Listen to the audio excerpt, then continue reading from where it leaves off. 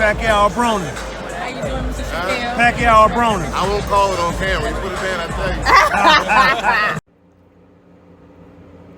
All right, this Saturday, I think I'm gonna take a ride to Newark, New Jersey, where Michael Polite Coffee, also known as Michael Coffey, takes on Gerald Washington, also known as Gerald Washington, in the main event on Premier's Fight Night on Fox.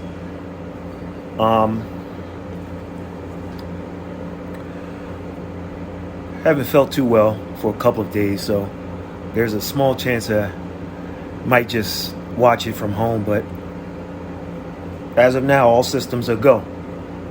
Okay? And this will be live on Fox from the Prudential Center in Newark, New Jersey. Where is my summer going? July 31st.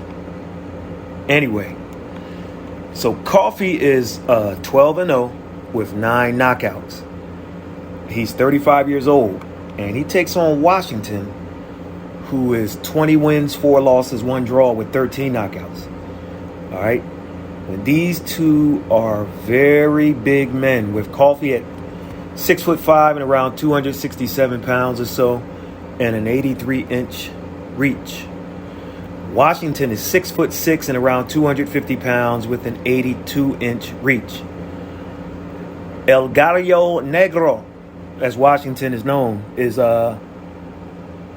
39 years old. So we got 35, 39. He's a heavyweight, so at this age, maybe they're in their primes, who knows. But Coffee, he got a late start and had very little amateur career. And he began his pro career at age 30. And he's trying to fast track his way up. Washington also began his pro career, at 30 after playing football at USC and a couple of years on the what we call the NFL practice squads. So Coffey's claim to fame is that he faced undefeated fighter Darmani Rock, who was favored in that fight because of his amateur experience and his better talent. However, Rock came in terrible shape. And I mean, he's not Charles Atlas or anything for your older folks, or maybe Tony Atlas or Arnold Schwarzenegger, or let's see.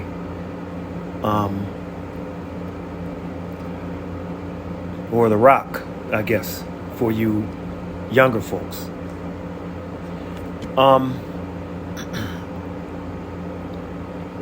And so I think Darmani thought, excuse me, he could come in. I think he'd get by on talent, figuring that Coffey's lack of stiff competition and his late start in the sport would be his undoing. But Coffey has a military background, okay? He's a serious guy. And he's been sparring with much more talented guys than he and The Rock. The Rock meaning Darmani Rock. He's been sparring with guys like Deontay Wilder and Tomas Adamek and Adam Melnicki, okay? And that sparring, along with his disposition, his character, his temperament, is what allowed him to outdo Rock and knock him out. The favored and more talented Rock. So there you have that. In Washington, we have a guy who's been in with the who's who of heavyweights, okay? He's been in with Sherman Williams, Jerry Forrest, Travis Freight Train Walker, Nagy Aguilera, Amir Mansour, Eddie Chambers, Ray Austin, Deontay Wilder, Jarrell Miller, Adam Melnicki, Robert Helenius, and Prince Charles Martin. Now, the wins over Chambers and Austin and Aguilera and Walker were obviously when these former title challengers were well past their primes, okay? And then the draw he had was with the 44-year-old Mansour that most viewers thought Mansour clearly won. So in this fight, I expect Washington to do much better than people think. I think he'll lean on his pro experience. And I think Coffey, on the other hand, because this is his moment, I think he'll press a little bit because he's conflicted. He wants to make a big statement in this fight to capitalize off of his win in January against Darmani. But my thoughts are he's going to try too hard to prove how collected and how disciplined he is, as well as try to put on an explosive show. So they're like opposite ends of the spectrum. So it might look differently than many expect early on for him. Gerald usually fades in the second half of fights, and I think early on, Gerald, he has good power, and you must be careful. He has a shot, but I believe Coffey will adjust and get the stoppage win as Washington will more than likely fade.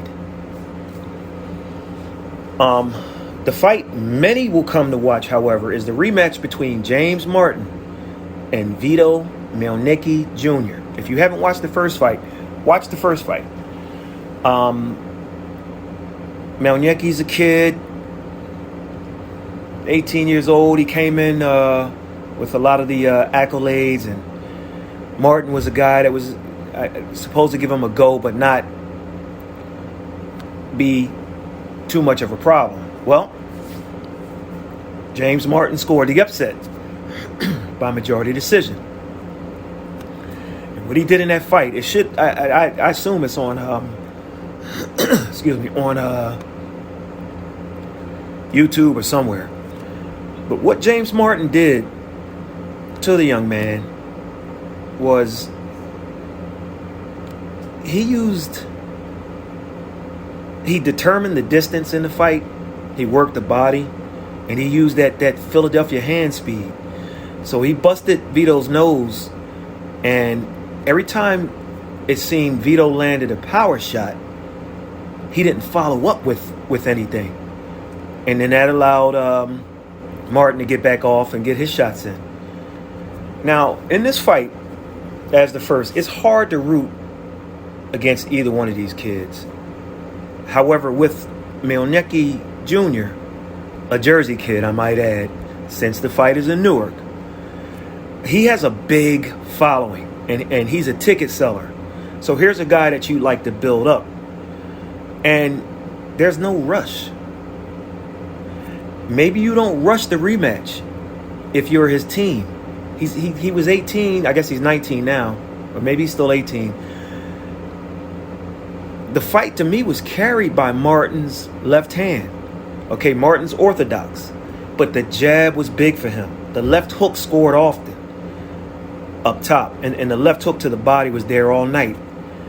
And while James didn't back Vito up, Vito didn't come forward either. He just kind of allowed James to be at the distance he wanted to be. And that's a no-no. And then in the seventh round, it was an 8-rounder. In the seventh round, James started wood chopping. I mean, when you really start chopping that wood, when you're tired and you putting that effort into it. Yeah. I mean, he went to work. He ran all kinds of combinations to Vito and busted his nose again. Hooks to the body, hooks to the head. He's just running combinations on him. And in that round, Vito eventually backed off and his hands dropped. His nose is bleeding again. And once again, to me, Vito was only 18 years old. But that's my point. If James comes out and fights the same fight and Vito doesn't have the answers, does his psyche go somewhere a little too far due to his youth? That's the danger. So this is a risky move for his team. I don't think the first fight should have been a majority decision win for James Martin. It seemed clean to me. And Team Mielnicki Jr. better have guessed right on this one in fighting the rematch. And I get the homecoming factor. Vito's coming home. Mielnicki Jr.'s crowd is out there. The fans don't have to travel too far. They're right there in New Jersey. I believe Vito lives near the shore somewhere, if I'm not mistaken. I have to look that out. He might live near Atlantic City, Ocean City, somewhere on the New Jersey shore. And so, hopefully, for his sake, as I stated, I get the hometown thing or homecoming thing, home state thing. Let's put it that way, because I'm not sure he exactly lives like right next door to Newark. I think Vito. I'm not sure exactly how close to Newark he is, but I think he's on. I think he's on the. You know what? Don't get me lying. I'll look it up. But the point is, he's in his home state, and people think, well, if you're in your home state, this is it. But New Jersey has the best boxing commission in the world. I'll say it again. The state of New Jersey is the #1 boxing commission in the world over. So we'll see what happens, because if a judge gets it wrong this Saturday, they'll have to answer to Larry Hazard. And believe me, as a commissioner, that man doesn't play. You ask those judges who scored Paul Williams versus Erislandy Lara for Paul Williams. Ask them how long they had to step aside and take a seat before they were allowed to judge again. So, and speaking of New Jersey, I haven't researched it lately, but they were only one of 2 states that had instant replay. So hopefully one day soon we'll get to see New Jersey's use of instant replay, and hopefully for their sake, they get it right. We'll catch you on the next one.